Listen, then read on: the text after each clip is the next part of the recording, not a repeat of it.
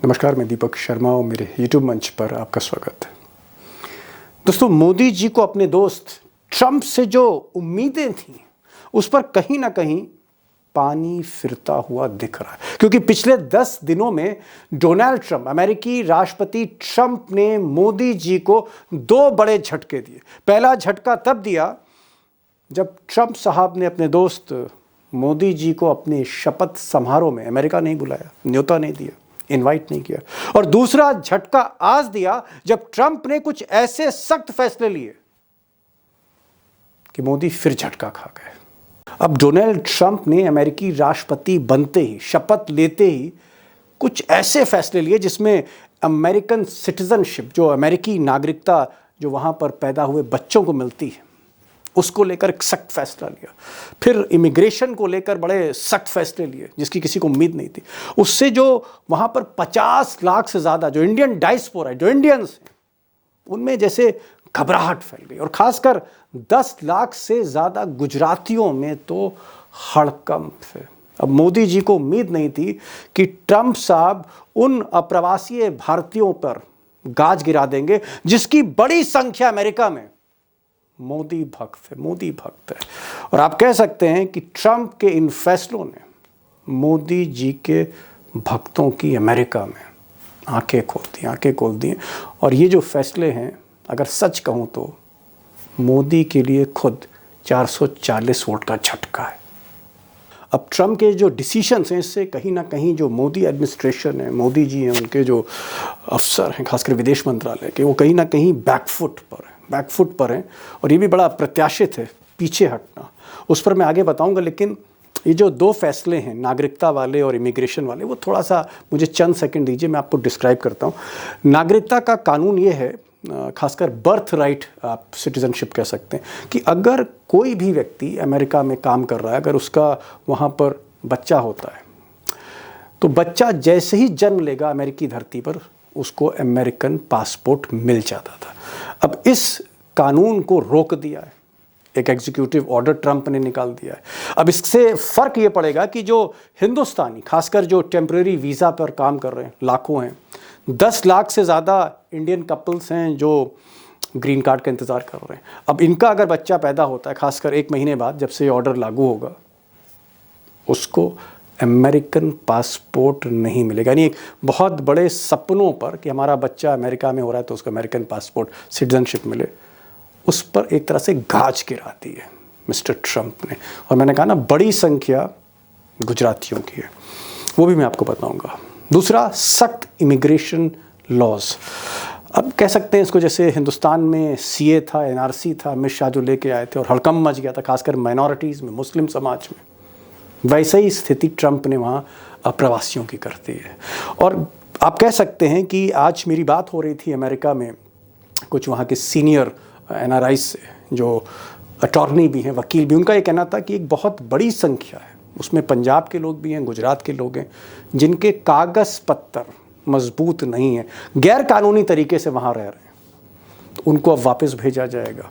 और इसी के अलावा और भी इस तरह के जो लोग हैं जिनका टेम्परेरी वीज़ा है, टेम्परेरी वीज़ा पे काम कर रहे हैं, ग्रीन कार्ड लेना चाहते हैं, ग्रीन कार्ड के बाद सिटीजनशिप लेना चाहते हैं, उन पर भी एक तरह से आघात है। तो ये 2 फैसले हैं जिसको लेकर आप कह सकते हैं कि पंजाब में, गुजरात में, यहाँ तक कि तमिलनाडु में, आंध्र प्रदेश में, कर्नाटक में हड़कंप है। क्यों है? आप ज़रा ये टेबल देखिए, ग्राफिक्स देखिए, आपको चीज़ें समझ में आएंगी। जैसे मिसाल के तौर पर, ये रफ़ एस्टिमेट है, इसका कोई स्पष्ट आंकड़ा नहीं है, मैं आपको बता दूं, ये रफ़ एस्टिमेट है। 51 लाख से ज़्यादा इंडियन डायस्पोरा, हिंदुस्तानी, जिसमें 10 लाख से ज़्यादा गुजराती। आप कह सकते हैं कि जो हिंदुस्तानी अमेरिका में है उसमें 20% सबसे ज़्यादा कम्युनिटी जो है वो गुजराती है, पटेल हैं, मोदी जी के जिसमें ज़्यादातर भक्त हैं, जो मोदी जी को सपोर्ट करते रहे, पैसे से भी और तमाम तरह के, आप कह सकते हैं कि और तरह की मदद मोदी जी को देते रहे, माहौल बनाते रहे। 20% गुजराती से, पंजाबीज़ 12 से 13% हैं, आप कह सकते हैं 6.5 लाख, तेलुगु 16%, आंध्र प्रदेश, तेलंगाना के 8 लाख इनकी आबादी एस्टिमेट है।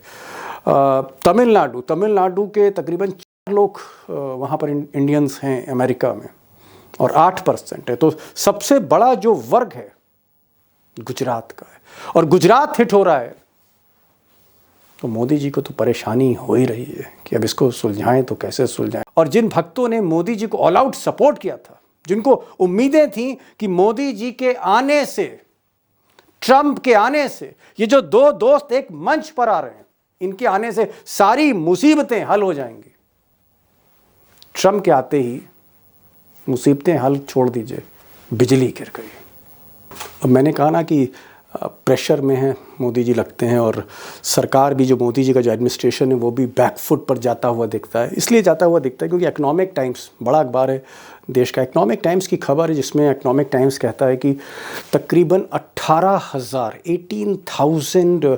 इंडियंस वहाँ पर गैर कानूनी तरीके से रह रहे हैं, यानी उनके जो ट्रैवल डॉक्यूमेंट्स हैं वो मुकम्मल नहीं हैं, उनको आइडेंटिफाई किया जा रहा है। हो सकता है गिनती ज़्यादा भी हो, और भारत सरकार उन्हें वापस लाना चाहती है। इससे पहले कि ट्रंप एडमिनिस्ट्रेशन एक्शन ले, उनको वहाँ पर डिटेन करे, डिपोर्ट करे, उससे पहले ही भारत चाहता है कि भाई किसी तरह से इन 18,000 से ज़्यादा लोगों को ले आओ, नाराज़गी ना हो, एक स्टैंड ऑफ ना हो जाए ट्रंप और मोदी एडमिनिस्ट्रेशन के बीच में। तो एक बैकफुट पर आप कह सकते हैं। और ये खबर जो है इकोनॉमिक टाइम्स ने लिखी है, और हो सकता है, जो मैं आपको पहले कह रहा हूँ, कि 18,000 की जगह और ज़्यादा संख्या हो सकती है। अब दोस्तों, ट्रंप में और मोदी में जो बॉडी लैंग्वेज थी, जिस तरह से वो गले मिलते थे, जिस तरह से मोदी जी उनके लिए प्रचार कर रहे थे, और ट्रंप जिस तरह से मोदी को गले लगा रहे थे, ऐसा लगता था वाकई बहुत गहरे दोस्त हैं, जिगरी दोस्त हैं। लेकिन मुझे ऐसा लगता है कि ये प्रोजेक्शन था, क्योंकि जो फैसले ट्रंप ले रहे हैं वो मोदी जी को भी समझ नहीं आ रहा है, आपको भी नहीं आ रहे होंगे, मुझे भी नहीं आ रहे कि फैसले लिए किस तरह से जा रहे हैं, वो दोस्ती कहाँ चली गई। और हो सकता है कि अमेरिका के लिए अमेरिकन इंटरेस्ट फॉरमोस्ट नंबर 1 है, बाद में इंडिया है, बाद में मोदी जी हैं। लेकिन जो कुछ है, एक बात मैं ज़रूर कहूँगा कि मोदी जी को डबल झटका लगा है। एक तो इन्विटेशन नहीं मिला, और उसके बाद जिस तरह के फैसले मिस्टर डोनाल्ड ट्रंप ले रहे हैं, कहीं ना कहीं मोदी जी की बेचैनी बढ़ती जा रही। अब इसका असर क्या होगा 50 लाख से ज़्यादा हिंदुस्तानियों पर, जो लोग अमेरिका जाना चाहते हैं, भारत और अमेरिका के रिश्तों पर क्या असर होगा। मुझे लगता है 2 खास मेहमानों को आप ज़रूर सुनिए, जिसमें आज पहली बार संजय कपूर साहब आए, सीनियर जर्नलिस्ट हैं और फॉरेन अफेयर्स, विदेश नीति आप कह सकते हैं उसके एक एक्सपर्ट हैं। मैंने, हालांकि अंग्रेज़ी पत्रकार, मैंने कहा आप हिंदी में आइए, आज हिंदी बोलिए। संजय कपूर साहब की आप हिंदी को आप सुनिए, अच्छी हिंदी बोलते हैं, तो संजय कपूर साहब को आप सुनिए, और साथ में आप उमाकांत जी को सुनिए। क्या मोदी वाकई प्रेशर में है, झटका खा गए, और आगे का सफ़र कैसा होगा ट्रंप के साथ। संजय साहब, बहुत बहुत स्वागत है इस शो में। सवाल मेरा ये है कि ट्रंप साहब से तो बहुत उम्मीदें थी, और जो नरेंद्र मोदी के जो समर्थक थे वो तो कह रहे थे कि साहब अब ट्रंप आ गए हैं, अब तो मतलब सारी चीजें भारत और अमेरिका एक मंच पर है, एक पेज पर है। लेकिन मैं देख रहा हूं 2 झटके, ट्रंप ने 2 झटके दिए हफ्ते भर के अंदर। एक, मोदी जी को न्योता नहीं दिया, अंबानी जी को बुलाया, सेठ को बुलाया, बादशाह को नहीं बुलाया।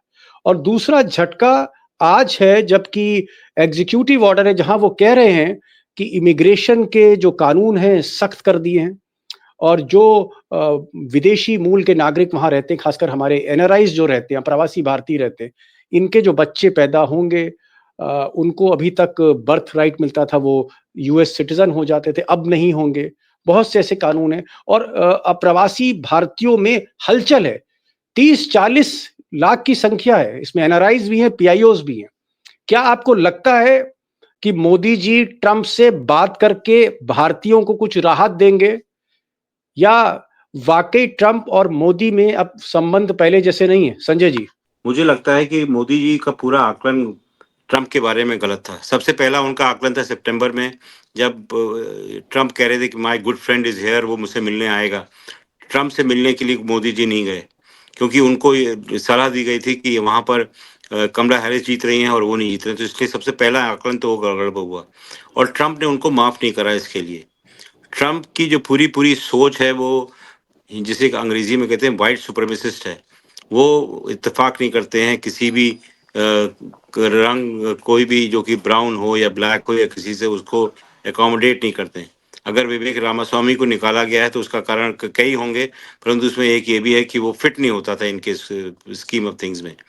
तो अगर मोदी जी सोचा कि उनके करीबी हैं, तो उनको वहाँ पे होना चाहिए था। लोगों को इस बात का भी शक है, अगर आपने सुब्रमण्यम स्वामी के कुछ स्टेटमेंट पढ़े हों शुरुआती दिनों में, कि मोदी को ट्रम्प साहब ने जब ये जीत के आए तब उन्होंने फ़ोन किया था कि नहीं करा था? मुझे भी इस बात का शक है, क्योंकि किसी भी अखबार में उसका ज़िक्र नहीं था, विदेशी अखबारों में जी, उसका ज़िक्र नहीं था। पर यहाँ पे काफ़ी बढ़ा-चढ़ा के बताया गया। उसी तरीके से अब की बार भी सबको बुलाया गया, सबसे बात करी, कई लोगों से आग्रह करा, करीब 60 मुल्कों से बातचीत करी, नेताओं से बात करी, उनसे आग्रह करा आने का। उन्होंने अपने-अपने रिप्रेजेंटेटिव को भेजा, जैसे चीन के राष्ट्रपति ने अपना वाइस प्रेज़िडेंट को भेजा, वो तो किसी का भेजते भी नहीं हैं, जी, परंतु वहाँ पे भेजा। उसी तरीके से और भी कई छोटे-बड़े मुल्कों ने, किसी ने कंप्लेंट नहीं करी, सिवाय हिंदुस्तान में उनको नहीं मौका दिया गया। तो मेरा कहने का मतलब ये है कि हिंदुस्तान को लग रहा था कि स्थिति काफ़ी अच्छी होगी। मोदी का आइडियोलॉजिकली भी काफ़ी सिमिलर हैं। वो भी है ना इत्तेफ़ाक करते हैं कि इस बात से कि यहाँ पर हिंदुओं का राज हो, वहाँ पर मुसलमानों के लिए जगह ना हो। वो सोचते हैं कि ट्रम्प साहब भी उसी तरीके की पॉलिसी फ़ॉलो करते हैं। परंतु सब चीज़ है ना धाराशायी हो रही है, क्योंकि जितने भी इमिग्रेंट्स हैं, करीब है ना 7.5 लाख तो इलीगल हैं वहाँ पे हिंदुस्तान। जी, उसमें से करीब 50% है ना गुजराती माने जाते हैं। उनका क्या होगा, हश्र क्या होगा, वो कब आएँगे? मुझे लगता है कि वहाँ पर कोई उनके लिए स्पेस नहीं है रहने की, और उन्होंने वापसी करना चालू कर दिया। कई लोगों ने तो टिकट कैंसल करा होगा। मैं आपसे लिखा कर रहा हूँ कि कई सारी एयरलाइन आपको रिपोर्ट करेंगी कि उन्होंने टिकट कैंसल कर दिया।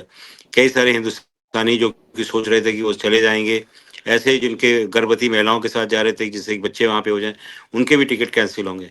तो ये स्थिति बड़ी भयावह है। मैं अभी आज पढ़ रहा था, हिंदुस्तान से ताल्लुक तो नहीं है। कई सारे अफ़गान लोगों को उन्होंने पनाह दी थी अमेरिकी ने, पर वहाँ से ही फ़ोन आ गया कि अब हम है ना पनाह देने की स्थिति में नहीं है, क्योंकि ट्रम्प का राज्य हो गया। तो वहाँ पर जी। उनकी भी ना जो हवाई जहाज़ में टिकट थे उनके कैंसल हुए। तो हिंदुस्तान में तो स्थिति और भयावह है, क्योंकि सोच रहे थे कि उनका मित्र अगर यहाँ पे राष्ट्रपति बन गया तो उनके लिए वारे न्यारे हो जाएँगे। ये सब स्थिति अब नहीं होगी। नहीं होगी। मैं लखेड़ा साहब के पास आ रहा हूँ, लेकिन एक सवाल और ज़हन में आया क्योंकि आप इस वक़्त बड़े फ्लो में दिख रहे हैं। क्या मान लीजिए आज से 1 महीने बाद, 15 दिन बाद वहाँ की पुलिस, इमिग्रेशन की अथॉरिटीज़ हिंदुस्तानियों का भी पासपोर्ट, डॉक्यूमेंट चेक करती है और जो अधूरे पाए जाते हैं, आप कह रहे हैं कि ज़्यादातर गुजराती हैं 50% और उनसे उनको वहाँ से डिपोर्ट करना शुरू करते हैं। वो वापस गुजरात में आते हैं मतलब तमाम हज़ारों, लाखों गुजराती जो सपने लेके गए मोदी जी के सूबे से, वो जब वापस भेजे जाएँगे, क्या ये झटका मोदी जी की डोमेस्टिक पॉलिटिक्स को नहीं है? जायज़ है, ये तो कहने की बात है कि, परंतु अगर आप देखें मोदी जी की राजनीति, वो अपने हाथ झाड़ देंगे, वो कहेंगे कि उससे कोई मतलब नहीं है। जो और किसी मुल्क में हो रहा है, वो कहेंगे हमने थोड़ा ना भेजा था आपको वहाँ पर। तो उनका किसी से मतलब तो है नहीं, परंतु अब वो किसी की मदद करने की स्थिति में नहीं है। नहीं आप है। अगर सोच रहे हैं कि यूक्रेन में अगर आप ज़ेलेंस्की से बात कर लेंगे, जो कि बात नहीं करी थी, और काफ़ी समय तक चलाते रहेंगे कि पापा जी ने बात कर ली या पापा जी ने कुछ कर दिया, तो वो सब मेरे ख़्याल से सब है ना इतिहास बन चुका है, उससे कोई मतलब नहीं है। नहीं है। परंतु देखने वाली बात ये है कि उससे उभरते कैसे हैं, और मुझे नहीं लगता कि इतनी आसानी से उभरेंगे। वैसे डोमेस्टिकली वहाँ पर कोर्ट केसेस लोग बाग लगाएँगे, क्योंकि करीब जी, 24 से 25 सूबे अभी भी डेमोक्रेट्स के पास हैं, और वहाँ पर उनको पनाह भी दी जाएगी, जिनको कि है ना वहाँ पर जी, ज़्यादतियों का शिकार होना पड़ रहा है। कई सारे लोग जी, वहाँ पर मदद भी करते हैं, पैसा भी बहुत देते हैं। जितना भी इल्लीगल क्राउड होता जी। है, उनका पैसा भी व्यवस्था में जाता है। और मैं एक और भी बड़ी चीज़ बात कहना कही। चाहता हूँ कि एक जी, और भी चीज़ दीपक बाबू कहना चाहता हूँ कि आज के माहौल में ख़ास अमेरिका में और भी गोरे मुल्कों में आबादी बहुत कम है, और उस आबादी के कम आबादी के रहते हुए इनका जो काम है, जो इतना भी जो किचन में काम करते हैं या खेतों में काम करने वाली हिंदुस्तानी फ़ौज है, अगर वो चली जाएगी तो उन पे नुकसान बहुत होगा। तो इमिग्रेंट्स की तो बहुत ज़रूरत होती है, क्योंकि इमिग्रेंट्स बिना काम करे नहीं जी सकते। उनको कहीं न कहीं जी, से पैसा कमाना पड़ता है, और पैसा इनका ज़्यादातर इसी तरीके के कामों से आता है। जी। एक बड़ी बात कही संजय कपूर साहब ने क्योंकि विदेश नीति पर फ़ोकस है और फ़ॉरेन पॉलिसी के एक बहुत नामचीन पत्रकार दिल्ली में हैं। इनका ये कहना है कि साहब जो डेमोक्रेट्स हैं, यानी बाइडेन की पार्टी, कमला हैरिस की पार्टी जो है, 24-25 सूबे अभी भी उनके पास हैं। वहाँ थोड़ी राहत मिल सकती है, वहाँ थोड़ी आज़ादी मिल सकती है, चैन की साँस ले सकता है, लेकिन ट्रंप छोड़ने वाले नहीं हैं और ट्रंप अपना फैसला जो वो ले रहे हैं, वो वापस शायद ना लें। मोदी जी के लिए बहुत असहनीय स्थिति है। लखेड़ा साहब, आप लगातार जब से ये फैसला लिया है ट्रंप ने, आप अपने मित्रों से बात कर रहे हैं, एनआरआईज़ से बात कर रहे हैं अमेरिका में, हो सकता है कुछ गुजरातियों से भी आपकी बात हुई हो। क्या एक घबराहट है 40-50 लाख जो है वो हिंदुस्तानी वहाँ रहते हैं अमेरिका में। क्या घबराहट है? घबराहट है, सपने टूटते हुए दिख रहे हैं कि साहब अब क्या होगा? बड़ी उम्मीदों से 7 समंदर पार अमेरिका रोज़गार करने जाते हैं, कोई सॉफ्टवेयर इंजीनियर बनने जाता है, कोई सुंदर पिचाई बनने जाता है, कोई सत्या नडेला बनने जाता है। क्या आपको लगता है कि घबराहट है जो जिन लोगों से आपकी बात हो रही है उनके अंदर आशंकाएँ क्या हैं? देखिए दीपक जी, मैं संजय जी ने बहुत अच्छे से नरेट किया। मैं उन्हीं की बात को आगे बढ़ाऊँगा और आपने जो प्रश्न किया उसका भी जवाब दूँगा ब्रीफली। देखिए, बहुत ज़्यादा जो मेरी इंडियन डियास्पोरा के मेंबर्स हैं यूएस में, जी, उनसे बातचीत हो रही है, वो बहुत घबराहट में हैं। ख़ास तौर घबराहट पर है। जो यस, बहुत ज़्यादा घबराहट है। मुझे उस घबराहट की जो तुलना अगर मैं करूँ, कंपेयर करूँ भारत में जब सीएए लागू हुआ और तमाम तरह की ओके, अफरा-तफरी और छापेमारी और ये सब डंडा और बीजेपी के लोग भी एक्टिव हो गए और ये किस्म से सड़क छाप टाइप का चीज़ें भारत में हुई। तो मुझे उसकी ये चीज़ उसकी याद आ रही है कि उस तरह का माहौल अमेरिका के जो डियास्पोरा है और जो खास तौर पर जो बड़े इंडियन पैमाने पर जो इमिग्रेंट्स हैं, जो अवैध रूप से भी जो लोग रह रहे हैं, जो प्रक्रिया में थे, करीब मतलब 10 10 लाख लाख। हुँ, के करीब लोग हैं जो ग्रीन कार्ड की ग्रीन लाइन कार्ड। में लगे हुए हैं और उनको लगता था कि आने वाले समय में उनका जो आने वाली जनरेशन है, क्योंकि भारत में जो पैसे वाले लोग हैं, उद्योगपति हैं और करियर बनाना चाहते हैं, उनको लगता है कि भारत में जो मौजूदा 10 साल से जो तस्वीर चल रही है, बहुत हालत खराब है, लोगों के सपने टूट रहे हैं। तो अपने सपने बुनने के लिए खास तौर पर जो अमेरिका गए थे और बड़ी इंटरेस्टिंग बात ये है कि मोदी जी जब अमेरिका जाते थे, मेरी कई लोगों से बातचीत होती थी वीकेंड में मोदी जी की जी, वहाँ अमेरिका की रैलियाँ होती थी और उसमें एनआरआई 5 स्टार होटलों में उनके लिए बुक कर दिए जाते थे और चार्टर्ड बसें आती थी, उनको रखती थी। वो लोगों को ये लगता था कि ट्रम्प साहब और मोदी साहब की जो बॉडी लैंग्वेज है, वो बॉडी लैंग्वेज का इतना जल्दी वो कड़वाहट में बदल जाएगी और इतने एक-दूसरे से हेट में बदल जाएगी, मतलब उनको निमंत्रण तक नहीं देंगे। उससे उन लोगों को जो बहुत उम्मीद लगाए बैठे थे, उनके सपनों को ध्वस्त होते मैं देख रहा हूँ और एक डर का माहौल है। अभी अभी हमें बहुत जल्दबाजी में कहना ठीक नहीं होगा। आने वाले टाइम में ये देखना पड़ेगा कि चीज़ें क्या शेप लेती हैं क्योंकि जो अकेला भारत नहीं है, जो ट्रम्प साहब ने जो साइन किए हैं टैरिफ पर उसमें ब्रिक्स कंट्रीज़ हैं इंक्लूडिंग इंडिया और दूसरी बात है कि भारत पर जो है ना जो आर्थिक जो टैरिफ का जो आर्थिक प्रहार हुआ है, हमारे इम्पोर्ट को जी, जिस तरह से इफ़ेक्ट किया गया है, उससे भी एक द्विपक्षीय जो म्यूचुअल हमारा जो कारोबार है, वो बहुत बुरी तरह प्रभावित हुआ है। और जो देख रहे थे कि एक हमारा म्यूचुअल रिस्पेक्ट होगी कारोबारी क्षेत्र में या ह्यूमैनिटेरियन ग्राउंड के क्षेत्र में और मैं संजय जी की इस बात से सहमत हूँ कि जो लिबर्टी के जो सवाल है वो लिबर्टी के सवाल बहुत इंपॉर्टेंट है। आने वाले टाइम पर इसमें अगर लोगों को डिपोर्ट किया गया तो इंटरनेशनल जो कोर्ट ऑफ जस्टिस और तमाम तरह के जो बॉडीज है फोरा है उसमें ये ह्यूमन राइट के सवाल भी खड़े हो सकते हैं कि आप किस तरह से ऐसे इस तरह के जो कानून ला सकते हैं पब्लिक में जो वहाँ अमेरिका में अपना योगदान दे रहे हैं। जी। जी, जी। संजय जी, एक चीज़ यहाँ पर मैं पूछना चाहूँगा, आपको लगता है कि ट्रंप ने जिस तरह से फैसले लेने शुरू किए, जैसे वर्ल्ड हेल्थ ऑर्गेनाइज़ेशन डब्ल्यूएचओ से वो बाहर आ गए, पेरिस में जो क्लाइमेट की ट्रीटी थी, उससे वो बाहर आ गए। बहुत सख्त फैसले वो जो हैं वो फ़िलिस्तीन और इज़राइल के बीच में ले रहे हैं और जिस तरह से उन्होंने इमिग्रेशन पे जो अभी कहा लखेड़ा साहब ने कि भारत में जिस तरह से मुसलमानों को सीएए और एनआरसी को लेकर परेशान किया जा रहा था, इस तरह से वो परेशान वहाँ पर जो विदेशी मूल के लोग रहते हैं उनको करेंगे। क्या ट्रंप मनमानी करेंगे? दुनिया में बेचैनी बढ़ेगी? ट्रंप को आप कैसे असेस करते हैं? छोड़िए कुछ देर के लिए मोदी जी को अब अगर वो न्योता नहीं दे रहे या मोदी जी से बात नहीं कर रहे हैं तो एक अलग बात है। ट्रंप को आप कैसे असेस करते हैं कि क्या उनकी मनमानी और बढ़ेगी और बेचैनी बढ़ेगी दुनिया में? मैं मेरा जो अपना विचार है क्योंकि ट्रम्प की भी असेसमेंट काफ़ी समय से लोग बाग कर रहे हैं। पहली बात तो ये कि ट्रम्प जैसे-जैसे सरकार में रहेंगे, वो उतने ज़्यादा मेरे ख़्याल से उनका दीवानापन और बढ़ेगा। क्योंकि उनमें जो ताकत का जो जुनून है वो उनके दिमाग में और चढ़ेगा और उनको लगेगा कि वो भगवान हो गए। ये कई सारे लोगों में देखा है, चाहे हिटलर में देखा है, चाहे इनमें देखा है। आप उम्मीद करें कि ठीक हो जाएंगे या उनमें एक बैलेंस आ जाएगा, तो ये बहुत बड़ी गलतफहमी होगी। ट्रम्प जिस तरीके से यहाँ पर हिंदुस्तान में एंटी सीए वगैरह करा गया और ये सब हुआ, उससे ज़्यादा वहाँ पर होगा, क्योंकि अमेरिका में is a melting pot of different countries. कई सारे मुल्क है ना वहाँ पे अपने लोग भेजते हैं, और पूरी जो राजनीति और जी जो विदेश नीति होती है वो उसके आधार पे चलती है। तो वहाँ पर लोग बाग एक ही मुल्क तक सीमित नहीं है। जैसे अगर हम लोग यहाँ पर ऑब्सेस्ड रहते हैं हिंदुस्तान के बारे में, अमेरिका में कई सारी चीज़ें होती हैं। वहाँ पे बैठ के तो अगर आप अमेरिकी अखबार पढ़ें तो आपको हिंदुस्तान का नाम ही नहीं मिलेगा पूरे अखबार के अंदर। ढूँढते रहेंगे, आपको कहीं पे उसकी निशान तक नहीं दिखेगा। पर वहाँ पे सबसे ज़्यादा ऑब्सेशन चाइना के बारे में है, और चाइना जिस रफ्तार से बढ़ रहा है, उनको लगता है कि वो उसको कंट्रोल करना उनके लिए मुश्किल होगा। तो अगर आप ट्रम्प को देखें, ट्रम्प ने काफ़ी वक़्त है ना शुरुआत में और शुरुआत के स्वेरिंग इन के पहले और स्वेरिंग इन के बाद चाइना के बारे में बात करी है। उसको लगता है अगर चाइना से उनका समझौता हो गया तो बाकी किसी और के साथ नहीं होगा। उस सूरत हाल में हिंदुस्तान का क्या होगा हमें पता नहीं है, परंतु वो मुद्दा अपने आप में बाद में बात करेंगे जब आप मौका देंगे। पर बाकी चीज़ें बहुत ज़्यादा महत्वपूर्ण हैं।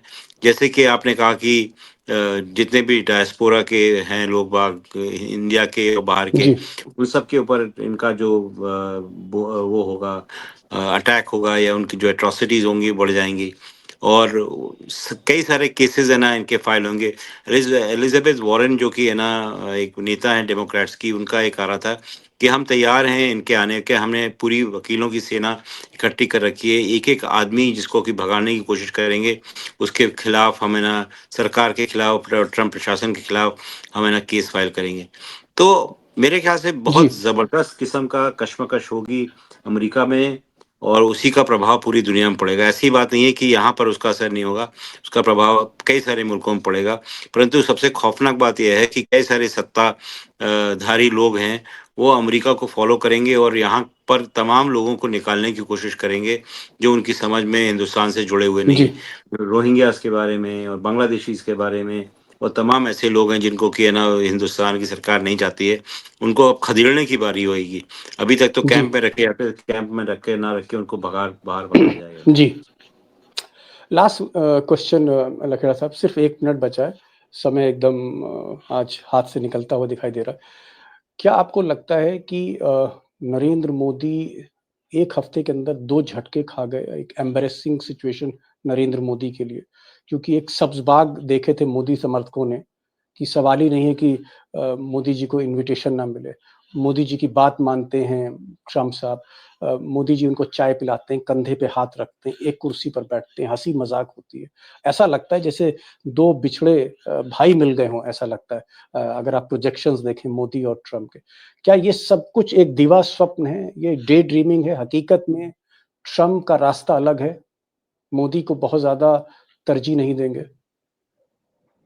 देखिए, मैं तो ये मानता हूँ कि जो भी ये जो जो मोदी का एक ऑरा जिसको कहते हैं, अगर वो टच किया है, ध्वस्त हुआ है, तो उसके लिए मोदी जी खुद ज़िम्मेदार हैं। क्योंकि मोदी जी का जो इमेजिनेशन है डिप्लोमेटिक कूटनीति के क्षेत्र में, उनका कोई एज़ ए चीफ मिनिस्टर उनका बहुत ज़्यादा दखल नहीं था। ठीक है, वो कारोबार, व्यापार, चाइना में उन्होंने इन्वेस्टमेंट और कुछ गुजरात के इंटरेस्ट में उन्होंने सब चीज़ें की है। तो मोदी जी को बहुत बड़ा झटका, ये छोटा झटका नहीं है, जबरदस्त बड़ा झटका झटका। है। और मुझे नहीं लगता कि मोदी जी इस झटके से उभर पाएँगे आने वाले 4 साल जब तक वो पावर में हैं। बहुत बड़ा झटका है और ये खुंदक, देसी भाषा में तो खुंदक ही बोलेंगे। ट्रम्प ने उनसे खुंदक निकाल ली, तो जो दोस्ती थी, लोग सवाल उठा रहे हैं। मैं तो कहीं जी, दुकान में था, वो दुकानदार जो है 8वीं पास रहा होगा ज़्यादा से ज़्यादा। वो कह रहा था साहब अब तो हालत खराब होने वाली है, क्योंकि ट्रम्प साहब मोदी जी को बुलाया नहीं। तो ये कॉमन मैन के दिमाग में बात आ गई है। दूसरी बात बता दूं, जी, खत्म कर रहा हूं इस बात से, कि आप ये सोचना कि ट्रम्प के प्रायोरिटीज में इंडिया के इंटरेस्ट हैं, ये सबसे बड़ी बेवकूफी होगी। पहले भी इंटरेस्ट नहीं थे उसके, क्योंकि भारत से इंपोर्ट होता है, भारत डिफेंस का सबसे बड़ा परचेज है, न्यूक्लियर डील है। उसके बाद भी आज की तारीख में ट्रम्प के एडमिनिस्ट्रेशन की जो मैं फैसले पढ़ रहा हूं, देख रहा हूं, भारत लास्ट आखिरी लाइन में भी भारत नहीं है। वो अपनी समस्याओं में अपने अपने देश के इंटरेस्ट की तरफ भारत देख रहा है। इसलिए भारत के लिए बहुत बड़ा चैलेंजिंग पीरियड है। हमारे जो जी इंडियन डिस्पोरा है उसके लिए भी चैलेंजिंग पीरियड है, और हमारे जो टैरिफ प्लान है, बिजनेस टैरिफ वगैरह के लिहाज से, इंपोर्ट टैरिफ के सवाल पर भी दोनों जी दोहरी मार मुझे लग रहा है मोदी जी के रिजम में भारत पर पड़ने वाली है, ऐसा मैं मानता हूं जी। दोहरी मार, डबल झटका आप कह सकते हैं, मोदी जी को लगा। संजय कपूर साहब जो फॉरेन पॉलिसी के मैं कहूँगा एक एक्सपर्ट हैं और बरसों बरस फॉरेन पॉलिसी पे बहुत काम किया है, हालांकि हिंदुस्तान की राजनीति पर भी उनकी उतनी ही पकड़ बराबर है। उनका ये कहना है कि ये तो सही बात है कि 40-50 लाख जो अप्रवासी हैं, भारतीय हिंदुस्तानी अमेरिका में हैं, उनको एक झटका तो लगा है, हलचल तो है, जैसा लखेड़ा साहब बता रहे हैं, हलचल है, घबराहट है, क्या होगा? क्या हमको डिपोर्ट कर दिया जाएगा? हमारे कागज़-पत्तर अगर ठीक नहीं है, तो क्या हम पर एक्शन हो सकता है? या फिर हमारे जो बच्चे हैं, जिनको बर्थ राइट है यहाँ पैदा होके अमेरिकन पासपोर्ट मिलेगा, उनको पासपोर्ट मिलेगा, नहीं मिलेगा? ये सारी तमाम आशंकाएँ हैं, लेकिन एक चीज़ जो एक सिल्वर लाइनिंग दिखती है मुझे, वो ये कि संजय कपूर कह रहे हैं कि भाई जो डेमोक्रेट्स हैं, जो बाइडेन की पार्टी है, कमला हैरिस की पार्टी है, बराक ओबामा की पार्टी है, वो कहीं न कहीं इस मुद्दे से लड़ेगी जैसे राहुल गांधी हिंदुस्तान में लड़ रहे हैं। तो वहाँ पर कोशिश होगी कि सुप्रीम कोर्ट इंटरवीन करे, और सुप्रीम कोर्ट में चंद्रचूड़ जैसे जज नहीं है। वहाँ के जज ऐसे हैं जो ट्रम्प को भी सज़ा सुना सकते हैं, बाइडेन के बेटे को भी सज़ा सुना सकते हैं। तो एक उम्मीद जो है आप कह सकते हैं अमेरिका के अदालतों से है। दूसरा लखेड़ा साहब ने कहा कि साहब कहीं न कहीं झटका जो है मोदी जी खा गए हैं, और मोदी जी को ऐसी उम्मीद नहीं थी कि जब उनका पुराना दोस्त सत्ता में वापस लौटेगा, सिंहासन पे बैठेगा, तो इनकी तरफ ही नज़र फेर देगा। ये एक झटका है, मोदी जी का असेसमेंट कहीं न कहीं गलत हुआ है। संजय भाई आप आए, बहुत-बहुत शुक्रिया, और आपने बातें रखी अपनी। लखेड़ा साहब शॉर्ट नोटिस पर आप आए, आपने भी अपनी बात को रखा, कुछ नई रोशनी डाली, आपकी जो एनआरआई से बात हुई उनको उनके बारे में आपने बताया। दोनों का बहुत-बहुत शुक्रिया। Thank you so much for joining this program. Thank you so much sir.